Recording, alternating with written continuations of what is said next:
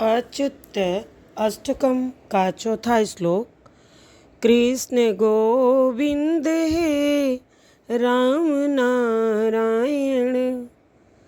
कृष्ण गोविंद हे राम नारायण। श्रीपते वासुदेव चित्त श्रीनिधे। श्रीपते वासुदेवाजित श्रीनिधे। अच्युतानंद हे माधवाधोक्षज। अच्युतानंद हे माधवाधोक्षज। द्वारिका नायक द्रौपदी रक्षक।